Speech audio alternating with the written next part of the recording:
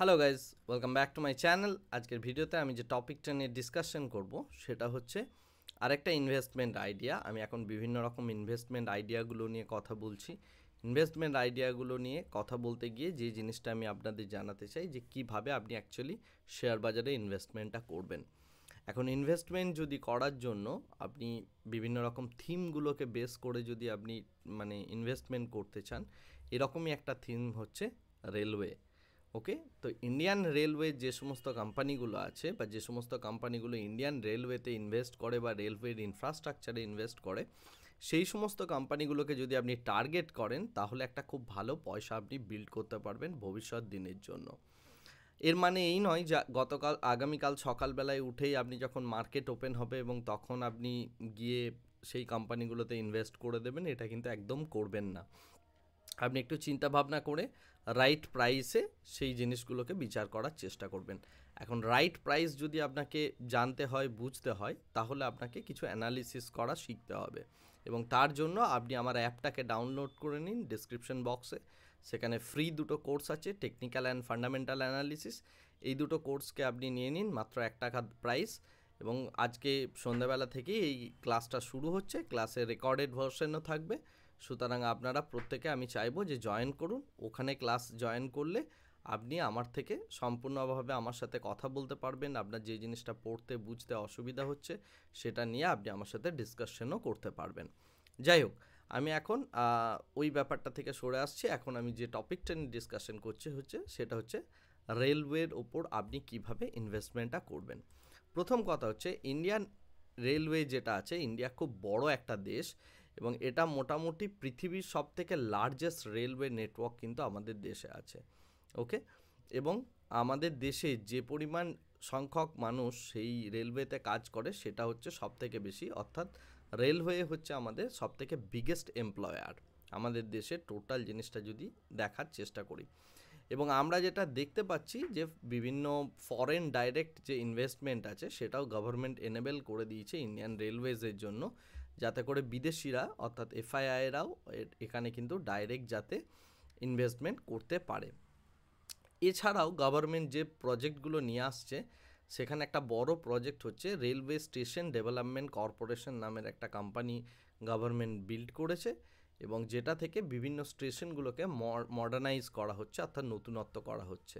আজ থেকে 10 বছর আগে স্টেশনগুলো যেরকম হাল ছিল, আজকের ডেটে যদি আপনি যান অনেক ডিজিটালি এনেবেলড, ওয়াইফাই দেওয়া হচ্ছে, তার সাথে বসার ফেসিলিটি, ওয়াশরুম ফেসিলিটিস ইত্যাদি বিভিন্ন জিনিসপত্রগুলো কিন্তু বিল্ড আপ হচ্ছে। প্রত্যেকটা স্টেশনগুলোকেই মূলত যেগুলো একটু ব্যস্ত স্টেশন সেগুলোকে প্রচণ্ডভাবে মডার্নাইজ করার কাজ কিন্তু ইন্ডিয়ান গভর্নমেন্ট করে চলেছে। সুতরাং এই রেলওয়ের মধ্যে কিন্তু গভর্নমেন্ট একটা বিশাল বড় পরিমাণ ইনভেস্টমেন্ট করছে। এছাড়াও আমরা যদি দেখি এর একটা বিশাল বড় ফিউচার প্রসপেক্ট রয়েছে, কারণ হচ্ছে যে আমাদের যে রেলওয়ে ইউনিয়ন মিনিস্টার রয়েছেন মিস্টার পীয়ূষ গোয়েল, উনি বলেছেন যে এর আগে 1.1 বিলিয়ন টন আমরা 2017-তে টোটাল রেলওয়ের ওপর আমরা এই পরিমাণ মাল পরিবহন করা হতো। এখন যেটা দেখা যাচ্ছে 2030-র মধ্যে সেটা 3.3 বিলিয়ন টন করা হবে, অর্থাৎ মোটামুটি 3 গুণ এটা বাড়ার চান্সেস আছে আগামী 10 বছরের মধ্যে। 10 বছরও নেই, 7-8 বছরের মধ্যে। এই কারণে আপনি যদি দেখেন রেলওয়ের যে সমস্ত কোম্পানিগুলো রয়েছে বা যে সমস্ত কোম্পানিগুলো রেলওয়েতে ইনভেস্টমেন্ট করে বা রেলওয়ের সাথে ডিরেক্টলি জড়িত, সেই প্রত্যেকটা কোম্পানি কিন্তু এই মুহূর্তে বিশাল ভালোভাবে প্রফিট করছে। তার সাথে সেই কোম্পানির শেয়ারগুলোতেও একটা বড় আমরা র্যালি দেখতে পাচ্ছি। এই সেম পরিমাণ র্যালি কিন্তু আমরা কনস্ট্যান্টলি দেখতে পাবো এবং তার জন্য আপনি একটু সঠিকভাবে বিভিন্ন রকম অ্যানালিসিসগুলো করুন, টেকনিক্যাল অ্যানালিসিস, ফান্ডামেন্টাল অ্যানালিসিস ইত্যাদি, এবং তারপরে সেই সমস্ত কোম্পানিগুলোতে ইনভেস্টমেন্ট করবেন। এখন রেলওয়ের জন্য কোন কোন স্টকগুলো রয়েছে বা শেয়ারগুলো রয়েছে বা আমার পছন্দসই শেয়ারগুলো, সেগুলোর কথা আমি বলছি। এটা কোনো ইনভেস্টমেন্ট আইডিয়াস নয়, সুতরাং আপনি আগামীকাল কিন্তু এটাতে ইনভেস্টমেন্ট করবেন না। আর দ্বিতীয় কথা হচ্ছে যে আমি কোনো সেবি রেজিস্টার ইনভেস্টারও নই, ইনভেস্টমেন্ট অ্যাডভাইজার নই। সুতরাং আমি যে কথাগুলো বলছি সেটা সম্পূর্ণ আমার ব্যক্তিগত স্টাডি এবং স্টাডির ওপর বেস করে আমি আপনাদের এই কথাগুলো বলছি। এটাকে একটা স্টাডি পারপাসই নেবেন।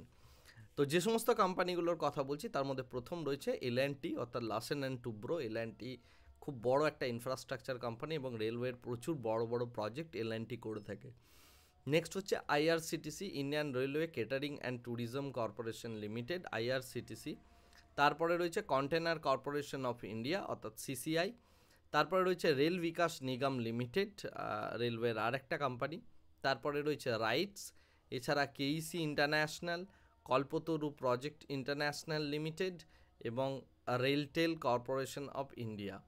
তো এই যে কোম্পানিগুলো রয়েছে এই কোম্পানিগুলো প্রত্যেকটাই কিন্তু রেলওয়েজের বিভিন্ন রকম কাজের সাথে জড়িত এবং রেলওয়েজের বিভিন্নভাবে রেলওয়েকে কী করে মডার্নাইজ করা যায় সেই বিষয়টার সাথে এরা কিন্তু প্রত্যেকেই ডাইরেক্টলি ইনভলভ। সুতরাং আপনি যে কাজটা করতে পারেন এই স্টকগুলোকে ফলো করতে পারেন এবং এই স্টকগুলো একটা কারেক্ট প্রাইস পয়েন্ট বুঝতে পারলে সেখানে কিন্তু আপনি ইনভেস্টমেন্টটা করতে পারেন। ওকে, আজকের ভিডিওটা আমি এখানেই শেষ করছি। যারা আমার অ্যাপটা ডাউনলোড করেছেন তাদের সাথে দেখা হচ্ছে আজকে সন্ধ্যে 7টার সময় আমার অ্যাপের মধ্যে। সেখানে আমরা ডিরেক্টলি ডিসকাশন করব এবং বিভিন্ন রকম ইম্পর্টেন্ট টপিকগুলো নিয়ে কথা বলার সাথে সাথে আপনাদের ট্রেডিং জার্নিতে একটা পজিটিভিটি অ্যাড করার আমি চেষ্টা করব। আজকে ভিডিওটা এখানেই শেষ করছি। Thank you very much, bye bye, tata.